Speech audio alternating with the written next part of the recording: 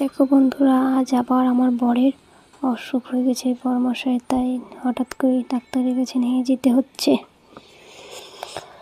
Hello বন্ধুরা, তোমরা সবাই কেমন আছো? আশা করছি ভালো আছো, আর আমি ভালো নেই। দেখো আমার বরের আবার হঠাৎ করে অসুখটা খুব বেড়ে গেছে, তাই আজকে ডাক্তারের কাছে নিয়ে যাচ্ছি। নাম লিখিয়ে দিয়েছি, এখন নিয়ে যাচ্ছি টোটোতে করে। দেখো বরমশাই বসে আছে, এখানে বসে থাকতে পারছে না, ওর ভীষণই কষ্ট হচ্ছে। আর আমাদের বাড়ি থেকে ডাক্তারখানাটা অনেকটা দূর। দেখো বরমশাইয়ের মুখ চোখ কেমন হয়ে গেছে, একদমই বসে থাকতে পারছে না। নিয়ে যাচ্ছি, এখন দেখা যাক কত নম্বরে যে ঘরে নাম আছে, যাই জানতে পারবো আগের থেকে, যেহেতু নাম লিখিয়ে দিয়েছি। আর ডাক্তারবাবু জানো তো আজকে থেকে প্রায় 4 বছর ধরে আমার বরের চিকিৎসা করছে। আমি এর আগে আমার বরকে ব্যাঙ্গালোর থেকে ঘুরিয়ে নিয়ে এসেছি, তবু কোনো রোগ অসুখ ধরা পড়ে না, আবার সুস্থও হয় না। দেখো তোমাদের সাথে গল্প করতে করতে চলে আসলাম ডাক্তারের কাছে।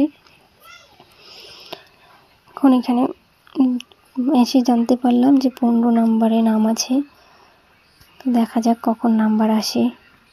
এখানে বসে আছি, আর এত সুন্দর পাখির আওয়াজ, এখানে প্রচুর পাখি চেঁচামেচি করছিল, প্রচুর পাখি।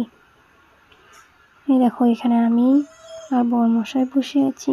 এই যে বরমশাইয়ের ঘাড় প্রচণ্ড ব্যথা, শুধু ঘাড়ই না, গোটা বডি, এই যে বসে থাকতে পারছে না। এখন ডাক্তার দেখাতে যাব।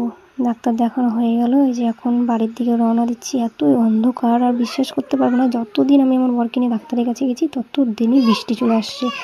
এই যে অন্ধকারের মধ্যে বৃষ্টি, এখন বৃষ্টি চলে আসলো, বৃষ্টি পড়বে, এই জন্য ভিডিওটা আমাকে এখানে শেষ করতে আসছে। বাড়ি এসে দেখি লাইন নেই।